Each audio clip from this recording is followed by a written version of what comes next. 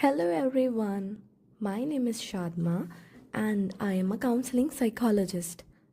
I am starting my podcast and this is the first podcast of my channel. The topic is Men Matter. This may sound a little weird to you, but there are a lot of reasons why I have chosen this. I had been seeing this that men and their emotional state have been neglected for a very long time. Men and emotions are always taken as something that doesn't need attention. But is that true? No. I feel as a psychologist that this needs serious attention. So, the topic for today's podcast is going to be debunking the tough guy stereotype. And anyway, they both mean the same. Men are suffering because of this stereotype tough guy tag. Okay, so what happens? That since the very beginning means when a boy is born, when he enters his childhood, when he's 3 to 4 years old, parents start telling him that, oh, you cannot cry because you are a boy. Seriously? No, not at all. You cannot do this because you are a boy. You cannot do that because you're a boy. And then what they expect from them, what the society expects from them, they all want is an alpha dude bro who is best at everything, who is the strongest, the most intelligent, who never cries, who is not at all fragile, who doesn't have weak emotions, whose emotional intelligence is super high. And the moment he steps into a party, every girl and every lady just looks at the person. And that makes the parents so proud, right? Seriously, these things should make the parents and society proud. I highly doubt. Oh my god.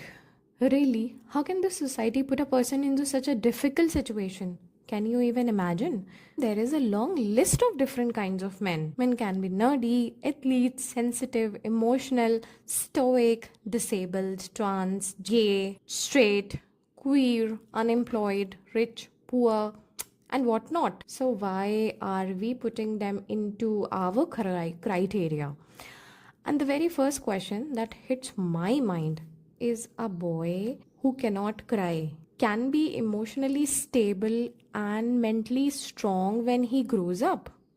I highly doubt.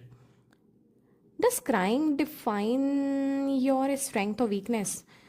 But what I know is that crying is just a response when your emotions are overwhelmed, when your feelings are out of control. What happens to us, females? We cry when we feel extremely sad. We cry when we are emotionally hurt, when our feelings are overwhelmed, when they are not at all under our control. And the same happens with the men. So, why there is so much of discrimination? We as women can cry anywhere in front of our friends, relatives. If we are crying, nobody puts a question mark on that. But the moment a guy cries, oh my god, something very bad considered by the people around that person. Obviously, what I feel is that they can be emotional and strong at the same time. The way we females look after our family and work together.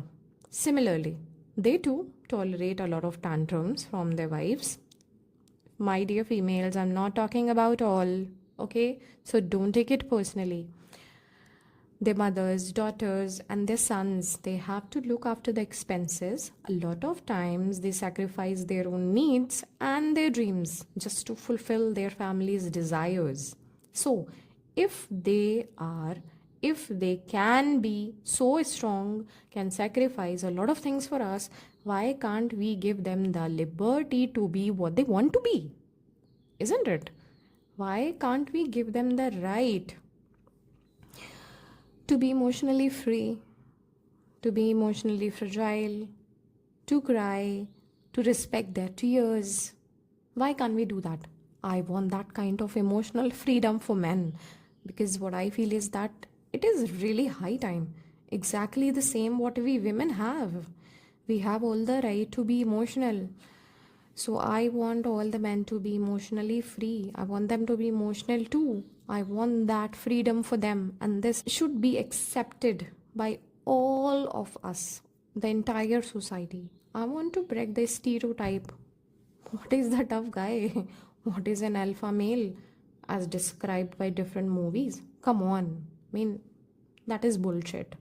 There is nothing like that. Trust me. No matter how strong a guy tries to be, inside their heart, there is a huge mountain of feelings. I have seen people who keep suppressing their emotions because of their expectations from their parents, teachers, peers, friends, wives, in laws, and then from their children when they grow up. They keep suppressing their emotions over and over, and then what happens? They end up being emotionally and mentally unhealthy. They start suffering from anxiety, depression, and other mental health disorders. Yet they keep working, they keep earning for the people around them. Everybody expects that no matter what the problem is, they have to earn because the whole family is depending on them. If the lady of the house is unwell, she can take a day off. But if the man of the house is unwell, it is very difficult for him to take a day off. So, why there is so much of discrimination?